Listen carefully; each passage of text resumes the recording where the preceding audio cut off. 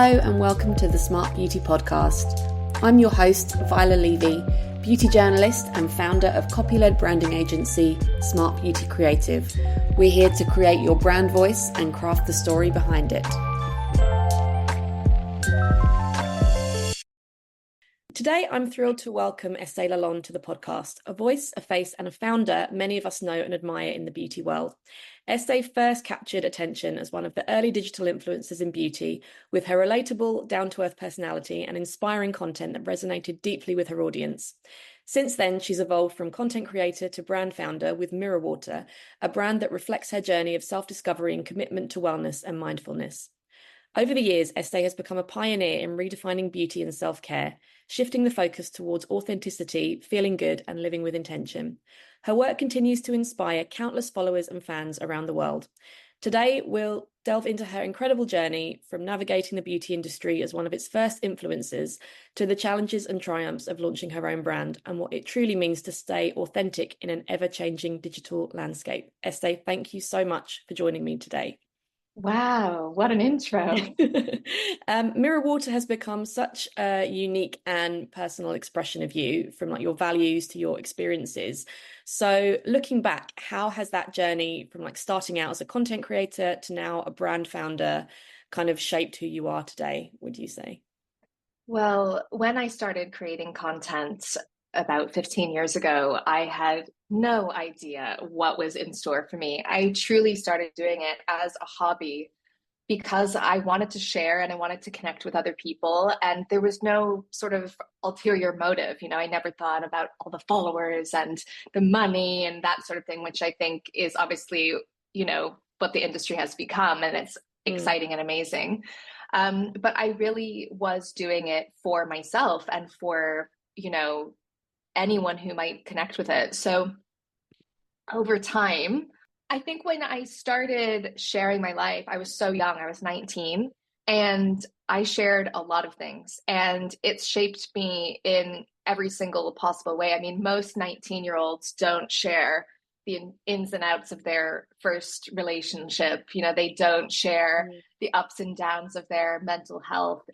I had a platform of people almost looking to me, not necessarily for guidance, but for reassurance that there was someone else out there, experiencing the highs and lows of life, I guess. And because it was such a new thing, there weren't that many people doing it. So I can completely understand why that whole YouTube thing took off at that time in terms of vlogging. When I look back to it now of how it shaped me as a 34-year-old woman, there's been so many positives and negatives, I think, of having a life lived online.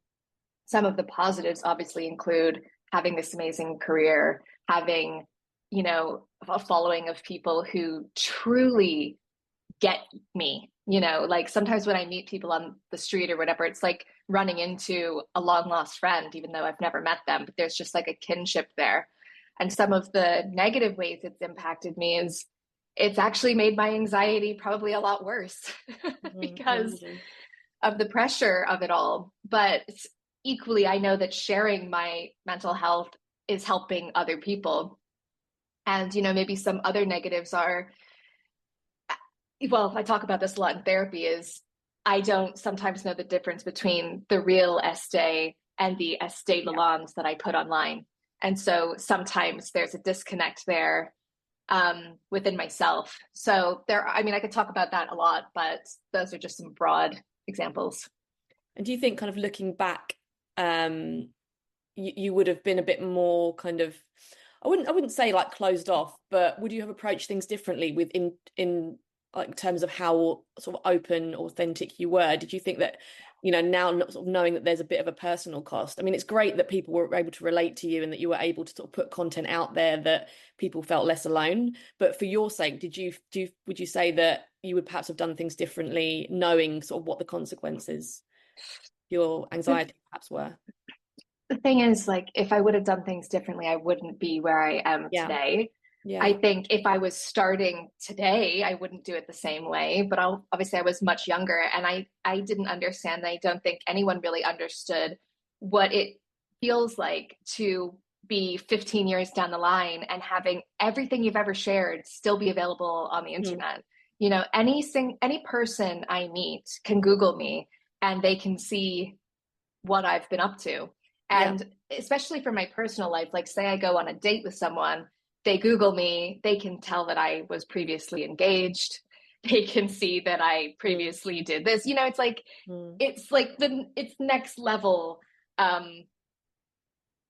It's a next level look into somebody's life that is it's quite hard to deal with. You know, like I have to manage that with every single person I meet, you know, sometimes. So that's a lot. I don't think I would do it differently, because that was just of the time, but I'm definitely a lot more conscious of it going forward.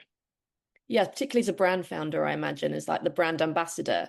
I mean, I think there's a lot of pressure on particularly female founders to be like quote unquote authentic. How do you kind of balance that? Because I think that, like you say, there can be a cost to being too authentic. And do we really have to be authentic to be likable? Like, is there a balance between having that sort of level of authenticity and being kind of strategic with how you manage your like personal image and like putting yourself out there? People always say they want authenticity, but I honestly think people can't handle authenticity Yeah. because it's the truth of it all is messy and there's so much judgment. And you know, even if I talk about my brand and I say like I am so stressed with da da da da, people will say, wow, it must be really stressful making body scrubs for a living. You know, like you get that feedback Wow. and it's like there's Yeah. always so much context to something, and obviously everything's relative and everybody's stress is relative. And you know, I'm in a very privileged position and I'm grateful and all those things, but I can't share my authentic story because I know that it's just up for so much scrutiny. And I think maybe Mm. if it was the early days, I would have a thicker skin, and I have a really thick skin now, but I don't have as much tolerance for it. I just can't be bothered. I can't be bothered to share a lot of the stuff because I don't want to explain. Actually, you know, running a company and launching a beauty brand is incredibly difficult. And, you know, I don't have to explain myself. So to answer your question, I do think you can have authenticity without sharing the real woes of life. I mean, the tricky thing is I've done it for so long. I want to share. Like more than Mm. anything, I would love to just like get on YouTube and be like, girls, here's what's actually going on. But unfortunately, there's a few bad apples that spoil it, and it can get kind of blown out of proportion and turned into this whole thing that I personally just don't have the mental capacity to deal with. I think Mm. a lot of what I'm doing now is trying to navigate how I move forward as a content creator on one hand and a brand founder on the other, and how I can kind of merge the two while still, you know, having that connection that brought my audience to me in the first place. So actually a really tricky task. Yeah, I can imagine. And like people say, like I see these sort of TikTok videos where it's these kind of finance bros that are like, oh, you know, you should be polarizing, you need to be polarizing, people should either love you or they hate you. But I feel like for us, for women and for minorities, we don't have that luxury. Like there's still that element that you have to be likable in order to be successful. And it's a very tricky balance, like you say. You're so right. I think anytime I do something and it's like maybe off what people are used to seeing from me and it doesn't get, you know, a great response, the followers drop immediately. I don't want to be a polarizing person. That's not in my nature to be like any press is good press. That's not actually what I'm seeking. I don't want to just have like fame for being somebody that's a polarizing personality, you know, but equally like you're never going to be liked by everyone. And I think especially in the startup world, I know Grace Beverly always says this stat, which is only 2% of female founded companies get venture backed. And, you know, there's many reasons for that. And I think like, yeah, if I even have a chance at that 2%, I'm going to have to be a likable person. No, for sure. And on that note, I think a lot of female founders, there's that pressure that you also have to be a brand ambassador and an influencer, even if you didn't sort of come up through that path. Yeah. What are your thoughts on that? Because obviously, I think people underestimate that that is a kind of full-time job in itself.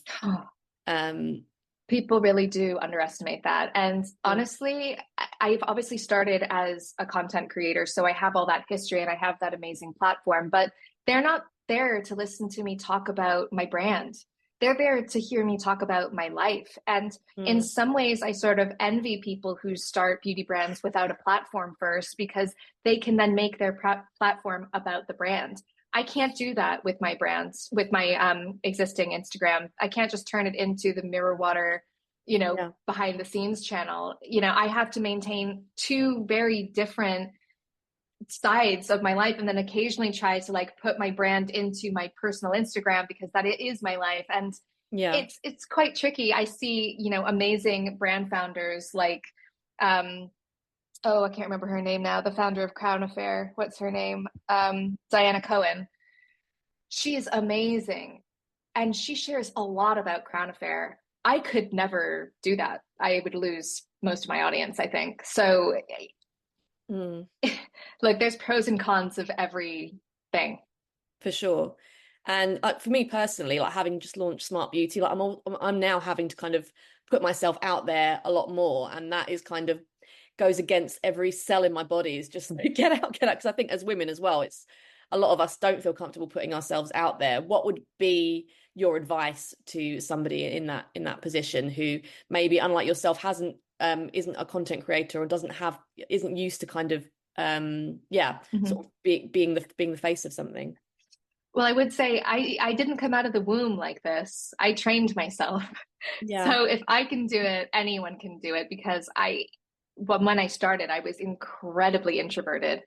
I would say just be comfortable with the fact that you're not going to be good immediately. And that sucks because Mm. everybody wants to be good. No one wants to be bad at something, but it does take practice. It's like any other job. You learn how to do it with more experience. It's funny because sometimes my friends like they won't like make fun of my job, but they kind of sometimes people think it's just an easy job. And when they come over, sometimes I say, okay, here's this lip balm and I'm going to film you and I want you to tell me why you like this lip balm so much. They freeze on the Mm. camera. It's because it's a skill. It And totally is. It looks so yeah, easy from the outside, but to get in the front of a camera whole, and be able to switch it on is just so yeah. really difficult. I've tried it myself and yeah, failed spectacularly.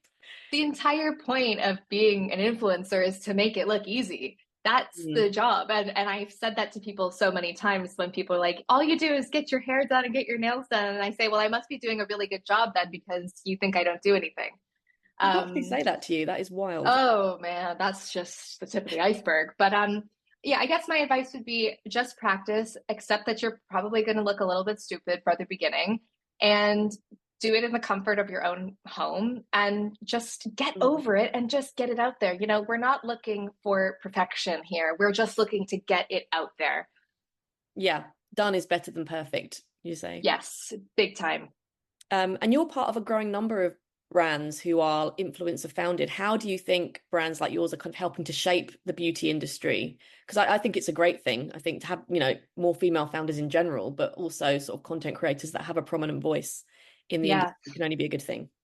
I think it's a really exciting natural progression for, a lot of us that started earlier. I'm a huge fan of people like Jamie Genevieve. Of course, she's got Vive Beauty. And, to go from someone like I was 19, I dropped out of university and I became a content creator. Now I'm running my own business. This is all things that this is all self-taught, and that's empowering to me. And I'm sure Genevieve feels the same. I feel so empowered by it. I don't know the answers. I don't know the outcome of how it will go, but I'm learning so many new skills, which is great. And I think it's inspiring to the people that watch us too. I could have been an influencer probably for the rest of my life and just had a pretty comfortable life. But instead, I wanted to kind of challenge myself and take this on. I mean, looking back, I'm like, I miss that old life of, I thought I was stressed then. Well, I'm stressed now. Um, but I think it's wonderful. I think it's amazing. And I love showing more of the behind the scenes of starting the brand because it is, typically a man's world. And there is this barrier Mm. to entry. Like I didn't know how to start a brand before this. I didn't know what a business plan was. like I genuinely had never seen a business plan before I started this whole Mm. thing. And now I've made like tons of them. I've started investing in other companies. And I think all of that is an amazing thing. And I think if you have a platform and you have influence and you can talk about those sorts of things, you're only empowering and inspiring other women. No, for sure. And how important was kind of your brand story and sort of putting all that together? Because obviously you've got great products, but you need to have a good story to sort of go with them. So how did all that come about? It's harder than it seems. And I think there have been a few iterations of it. I mean, our brand just turned 3 years old. I mean, I say our brand, but it is my brand. Yeah, congratulations. I always feel weird saying that, but yeah, I guess it is mine. And we've spent 3 years trying to find that perfect product market fit. Where do we fit in the landscape of body care, Mm. wellness? So although like the embers and the, foundation of the brand story has been the same, over time it does evolve and things start to just make a little bit more sense. And obviously I'd never done this before. I didn't know what brand pillars were. I didn't know anything about that. I just wanted to start a beautiful brand because I wanted the products. So in a way, I've kind of worked a bit backwards. But yeah, I would say the most important thing when you launch is to have a good business plan and a solid foundation for a brand story. And do you think that brands like yours are part of a growing kind of shift in the industry, that sort of products to make us feel good as opposed to just look good? Absolutely. I think, I am someone that doesn't wear loads of makeup. I'm tired all the time. My stress levels are through the roof. I'm always trying to find ways to make myself feel better. I like being at home. I love wellness, but I'm not Mm. like a gym bunny. So, I'm just trying to find ways here and there that can help me. And interestingly, I was having a conversation with Mecca, the retailer in Australia, and I don't know if this is a secret, but anyway, whatever, I'll just say it. They are merging their body care range with a category called well-being. So, everything's kind of shifting to kind of merge any sort of product that's going to help you relax, reset, slow down. They're merging that with what's called well-being. And I think Sephora is going to do a sort of similar thing. It's not going anywhere. Well, wellness, all of these anti-stress type things. We're getting more stressed Mm. by the day. So I think it's a really growing category. And I think we'll see a lot more well-being brands popping up. Yeah, and it makes sense when you think about it, because I feel like even like if I kind of work out, which is a bit of a rarity these days, but when I do, it's, you feel great in your body. And if you feel good, then Yeah. you feel better about your body as well. I find that my body image kind of improves Yeah, with how I feel just within myself. Do you find that as well? completely. It's so Mm. strange because like I could wake up feeling like shit, hating myself, Yeah. and I'll be like, oh, maybe I'll go for a walk along the canal. I'll go for a walk and come back. It's like instantly, wow, I actually hate myself a little bit less. Yeah. That's nice. It's so I don't know why I subjective, don't do isn't it it? every day. But I do think, and part of the reason I wanted to launch Mirror Water is because sometimes I think wellness can be a bit heavy on the guilt, and it can make you feel like you're not doing enough. You're not going to fit into that particular size. You're not doing enough gratitude journaling. All those things. I wanted to create a brand with well-being at its heart that accepted you as you are, and like Mm. understand that some days you don't feel great or you don't look your best or feel your best, and that's okay. And you don't always have to jump out of bed at 5 o'clock in the morning for your gratitude journal and your Pilates and your green juice before Oh my your God. 9 to 5. Yeah. I know, but that's definitely not an option for me. I mean, I got like, hit in the head by a toddler at 5 a.m. this morning. So the idea of doing an hour of yoga and all of that shit, Yeah. it's like, But uh, like, don't you find that like, for instance, we're recording this on a Friday. I haven't been to the gym this week. I had high hopes on Sunday night. I was like, I'm going to try to get to a yoga class this week. I didn't. There's like an underlying negative feeling I have about that in myself. It's like a constant undercurrent of you're not doing enough. yeah, I hate that feeling. I'm trying hard to work through that within myself. Um, it's like cultural yeah, perfectionism. It's like you need to look after yourself, but perfectly, it's like, yeah, yeah, completely. it's like we put pressure on ourselves even when we're trying to take the pressure off of ourselves, which is Exactly. And that's why I love baths so much, because the only thing you're supposed to do is chill. mm, I like that dedicated time. And I think, like, I always say rest is productive, and I try to remember that. Resting is something positive you're doing for yourself. And just yeah. like I sort of like schedule in meetings and, all the things I need to do, like a dentist appointment, I have to schedule in my downtime just so I can get rid of the guilt. Like sometimes when I do a yoga class, they say at the beginning of the class, this hour is just for you. You have nowhere else to Mhm. be. Don't think about it. That really helps me. So I kind of try to take the same approach to like my downtime. Yeah, I think it's so important to kind of proactively switch off as opposed to, Yeah. yeah, just trying to snatch Yeah. moments here and there. Yeah. What was it like when you were growing up? What was the beauty industry like when you were growing up, and how do you feel like it's changed, in the going on from what we were saying about kind of products to make you feel good as opposed to look good?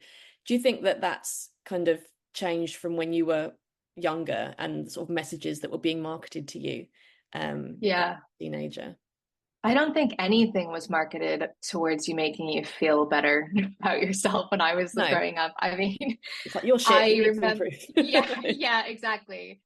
I remember going to Mac when I was probably like 14 or 15 in high school, and all my friends and I just spending all of our money that we'd saved on like these heavy foundations and blushes and bronzers and whatever, and mascara. And I, at the time, like, felt if I don't have these things, I'm ugly, or like I'm not going to fit in, and like all of those things.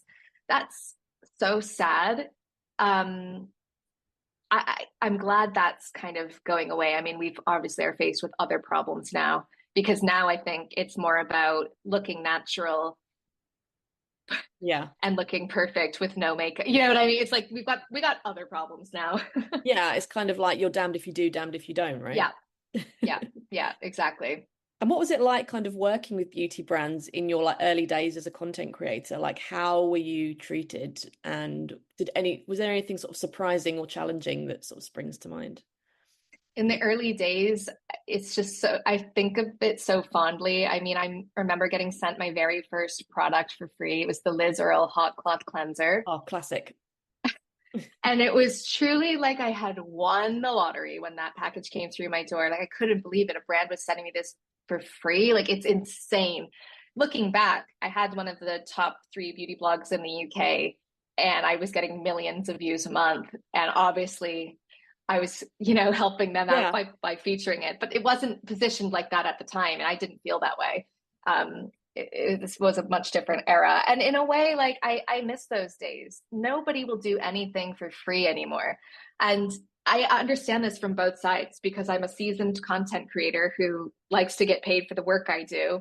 But Yeah. equally now I have a startup brand, and we truly have no money to pay people to do those things. And I think it's sad that it's kind of rarer and rarer for someone to feature a product just because they like it. They're always looking for that paycheck. But Mm. equally, I get it. And especially with the rise of UGC, I was doing UGC for 10 years for free, Yeah. you know? Yeah.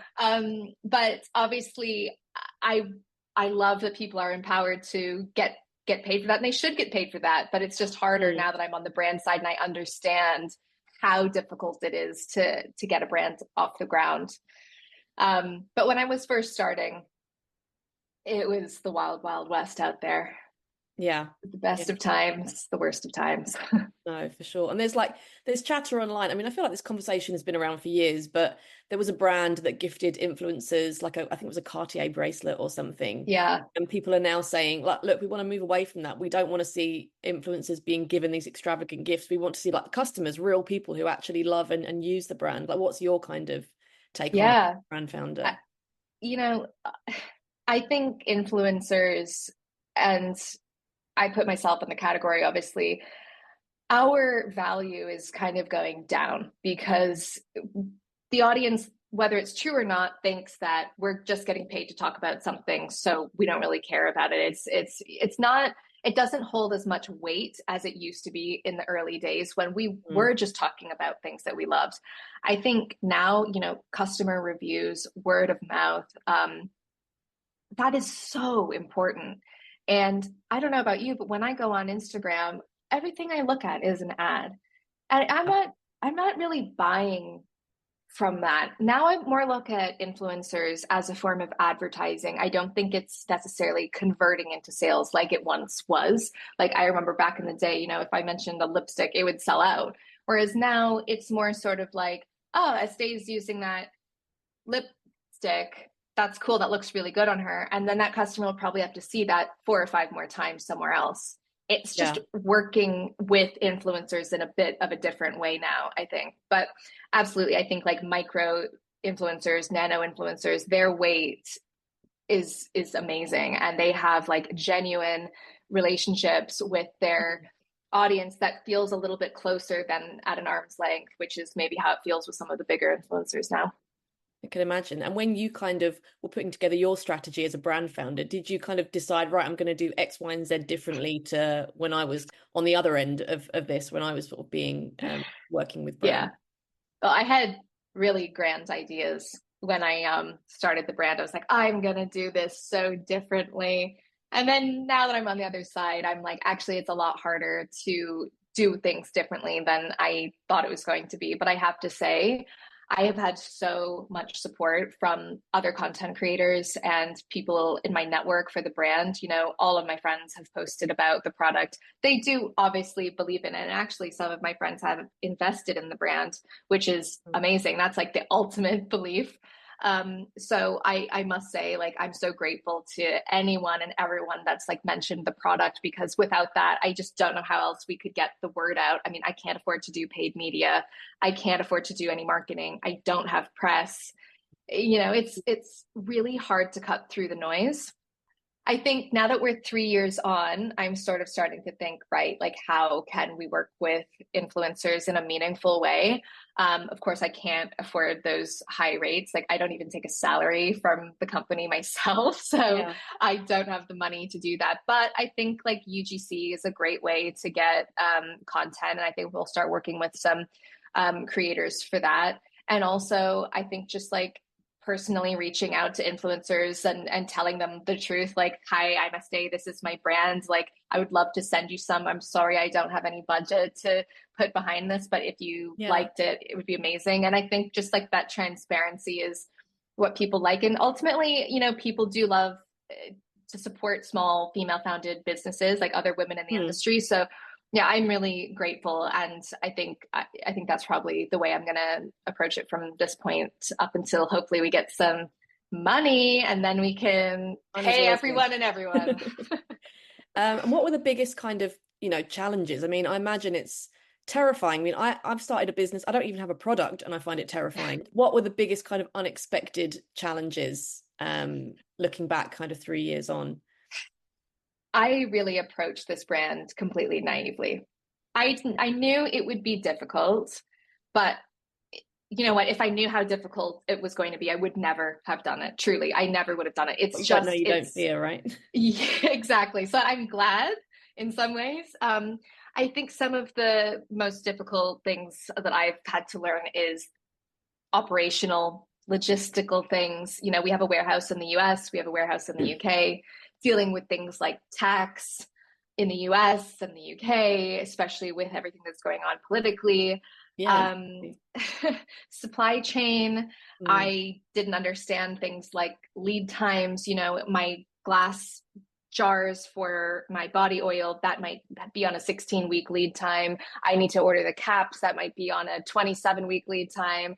And then managing cash flow on top of that. I don't know about these things. I've never gone to business school. Oh, I didn't even know what cash flow meant before I launched this but we're not company. bloody taught these things at school as well, which is annoying. It's a whole It other is podcast, annoying. but that's kind of my personal bugbear is that, you Totally. I know, wish I just had a general idea of how to run a business. yeah. um, and I thought, in a way, because I've been running my content creation business, that I had a good idea. No, I didn't know how to do this. I think also legal, there's a lot of legal loops to jump through, especially with beauty products. You have to get your products tested, you have to get them registered, Yeah. you have to have certain things on the packaging, you have to have certain font sizes on the packaging. All of this costs so much money because I'm not an expert in it. I have to hire someone who knows about that. Otherwise, your product gets recalled, you're out thousands of pounds. So many things is, another hard thing is maintaining the Instagram page with what content, who's taking that content, who's photographing that Yeah. content, who's writing the captions, who's writing our newsletter every week. We're a team of 2.5 people. And I'm also a full-time content creator. So Yeah. it's like, it's truly, it can feel really, really overwhelming. So I feel like I'm drowning pretty much most days, but it's the only thing that gets me out of bed. I'm excited about it. I'm optimistic about it. So I think like all entrepreneurs kind of love that mix of feelings, probably. What keeps you from like consumed by that? Like, how do you keep going? Well, I messaged one of my founder friends literally 2 days ago because I was like, I just don't know what's going to happen here, with this certain situation. And she said, running a business is kind of like being a recovering alcoholic. You just have to take it one day at a time. Yeah. And honestly, I will look at, say, if like I'm stressing about finances, I'll look at the bank account one day and I will literally not be able to sleep because I'm like, I don't know how I'm going to pay my staff. I don't know how I'm going to pay the warehouse. I don't know how to do all this stuff. And then a couple days will go by and you know what? I'm still here. Everything's going to be okay. And it's just things change so quickly when you have your own business. It's not a marathon. It's not a sprint. It's a climb. And every day you just have to basically do something. You don't have to solve every problem every single day. And I think that's one piece of advice I would give to people. My inbox, I have at least 400 or 500 emails that I need to reply to. They're all flagged. And I'm like, I can't get to all this today. And it's just like accepting that, which is so hard. It's really tricky because there's just so many moving parts, aren't there? And I'll just jump in. One thing you said about all the moving parts. I think that's another thing that is not really spoken about or understood before launching a business is how your brain needs to switch between, in 1 hour, even operations. Then it'll be something about marketing. Then it'll be a finance call. And then you have to talk about this. And then you have to be creative and talk about product launches. It's like your brain is in overdrive. And one thing that's helped me a lot is time blocking. And I'm not perfect at it. But I think that's sort of where that entrepreneurial fatigue has really hit me, is like having to switch from subject matter to subject matter and having to like recalibrate my brain all the time. I'm trying to get better at saying, okay, Estée, from 9 in the morning until 10 in the morning, you're going to deal with all of your product issues.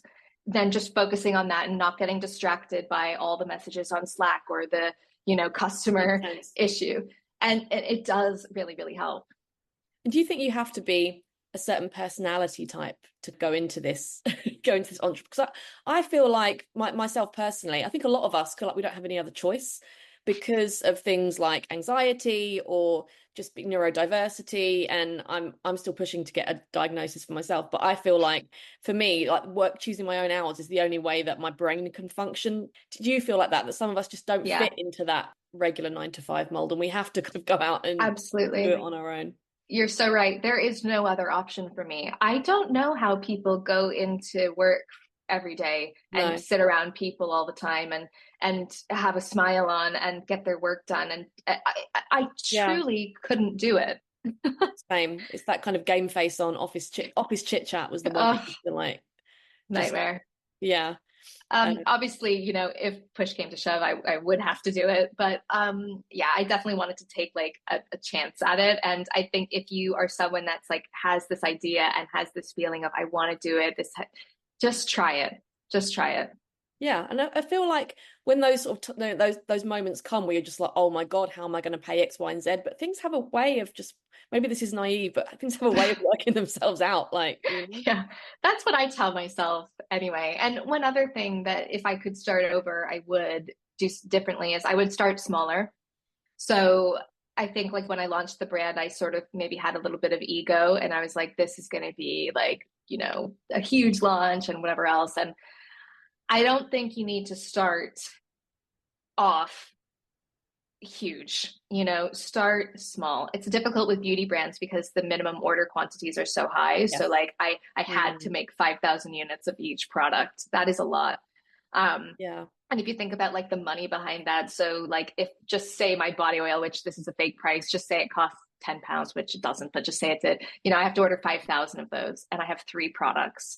So you guys listening can do the math. It's like, where's that money coming from? And then how do you replenish that with, it's like, I wish maybe I started with one product. I wish I found a manufacturer who could make a smaller run.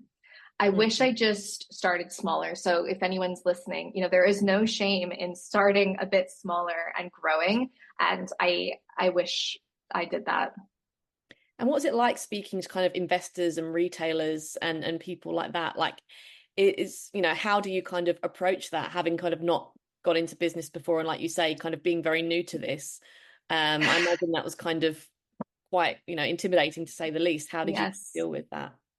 Well, I raised some money during COVID to launch the brand because, like I just mentioned, the prices of launching the products, and also, things like trademarks and websites. So I did my first investor pitch during COVID over Zoom. I didn't know what I was talking about. I rehearsed several times with other people who have done it before, but honest to God, I don't think I've ever been so nervous in my life. And he was a man, and I just felt less than. I felt like I didn't know the answers to anything. I really didn't understand the finances. I still have a lot of room to learn with the finance department because my brain just doesn't work that way. But anyway, I got through it and I came out a better person. I have since done probably hundreds, if not thousands, of pitches to investors, and most of them end with a no. That's the thing, isn't it? Yeah, it's really, really tough. And it's hard to deal with the rejection. But then you occasionally get a yes, and they're an amazing partner. And I have some amazing angel investors in the brand, and you're like, okay, it's validating. And then with retailers, I love speaking to retailers because they get the vision most of the time. And, we have so many amazing retail partners, Space NK, Liberty. We're launching with Selfridges soon. You can't get any better than that, really. Like, they're so amazing. Yeah. And when you have those buyers saying we believe in the brand and it's so gorgeous and whatever, it's like, okay, so I should just keep going. And those are all those little things that as a founder you kind of have to hold on to when you're getting rejected and yet another investor pitch. It must be so tricky. And how did you kind of go into developing, because I love the brand sort of got, such a unique kind of look and feel and like personality. Can you give us a little insight into the process? Like, how much of yourself was in the brand, and did you kind of sort of struggle with like not knowing where kind of you ended and the brand began, so to speak? Yes. Well, I knew I wanted the brand to have its own name and its own identity. So it's called Mirror Water because it's all about self-reflection and going inwards and looking at your life and yourself in the mirror. Blah, blah, blah. I could go on about that. And I knew the sort of gist of what I wanted to have, this sort of like ethereal, like kind of ripples and maybe spirals and things like that. But equally, I am not a designer. So I was introduced to an amazing designer based in Australia. Her name is Manueli, and I still work with her today. So we've been working together for at least 4.5, maybe almost 5 years, because it took about 2 years to develop the brand before I launched it. And she took all of my mood boards and turned it into this amazing mirror water world, which truly is like better than anything I ever could have imagined. So I have to give all the credit to her. She really like saw what I was trying to do and elevated it. When you see it coming together, you're like, holy shit, this is actually gonna work. Like, I know. And as soon as I saw the logo, because first of all, when I wanted to name it Mirror Water, everyone said no. Everyone was like, that is really the most stupid name. It's way too long. It's not going to fit on any of your packaging. It's not memorable. It's a mouthful. And I just love loved the name. it. I'm not just saying that. Like, I really thank you. I love it too. I think it's different. And I'm so glad I went with it because now it's like one of the most complimented things about the brand. So that's another lesson in trusting your instinct. And yeah, so I have to say my designer is amazing. And then I have a great, like a small but mighty team of people who help with like the Instagram and everything. And I have to say, like, I just let them run with it. So it's run by Holly, who's my full-time employee. She's our brand marketing manager. And yeah, she's just taken like the initial design that Manueli did and turned it into like a more social friendly look and feel. So I think I'm a big believer in like when you hire someone, you need to let them fly with what they do best. And although it is hard as a founder to give up control, I think she's done an amazing job.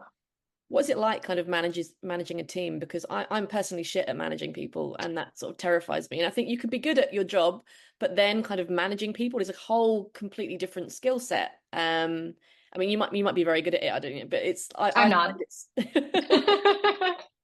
If I didn't have to be doing content creation, like if that wasn't part of my life, I think I would be a much better manager because I would have more time to manage and prep and plan. But it'll be like a Sunday night at 9 o'clock at night, and I'm trying to think like, okay, what should the team be working on this week? You know, managing people is hard, and to anyone out there who has done it and is good at it, like that's another skill that I would love to get better at. It's quite difficult. I'm not the best at it, but we use things like Slack and Notion, and that helps keep everything in place. And I think like ultimately the most important thing is people need to know what they're working on. They need to know what they're doing. And I'm a very involved founder. Like every single day I'm talking to the team on Slack, and I'm not just kind of like running around, you know, not plugging in. I am very, very hands-on, maybe sometimes a little too hands-on. Well, I think it's to be expected when it's your brand. Yeah. And do you believe in like manifestation? Yeah, I think so. Yeah, I think we have to, don't we? I'm just manifesting the shit out of everything at the moment. Yeah, I think we have to. Yeah, I think like, I think Oprah said this, and she said a lot of people don't get to where they want to go because they don't know where they want to go. And I think that is really true. Like if I don't say I want to launch at this retailer by the end of this year and work backwards, how am I ever going to make that happen? And things don't just fall on your lap. So I don't believe in like blind manifestation, but I do believe in like setting a goal and working towards it. I think it's like creating a psychological roadmap, isn't it? And just so we're nearly at the end of our time, but I wanted to just ask you, like, if there's anything that you could go back and tell your 19-year-old self when you were starting out, what would it be? Save your money. My mom used to tell me that all the time, and I was like, you never do. You never do. No, but in all seriousness, if I could go back, you know what? I'm really like happy with the way I went about everything, but I think I would just go back and say, how do I put this? I think when I was 19, I was just kind of going with the flow, and like I thought, okay, I'm going to be a content creator and whatever. I kind of had a one-track mind about what it looked like to be a content creator and what my career would be, and I just kind of focused on that.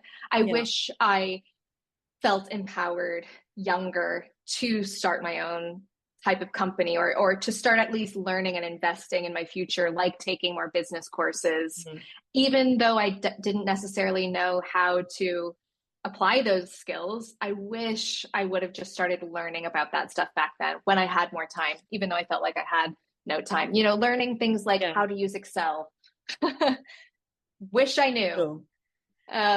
Yeah, it's so true. I think entrepreneurship is the only way that we will ever achieve like true equality and empowerment. I think trying to kind of change the way traditional companies operate is just, you know, the wrong way to go about it. I think we should just do it for ourselves, as Aretha Franklin said. Completely. Well, we're at the end of our time, but Estée, thank you so much for joining me. I appreciate how like insanely busy you probably are, so really, really grateful, and it's been lovely chatting with you. Thank you. You've also helped me work out a few things in my head as well, so I feel better coming out of the conversation.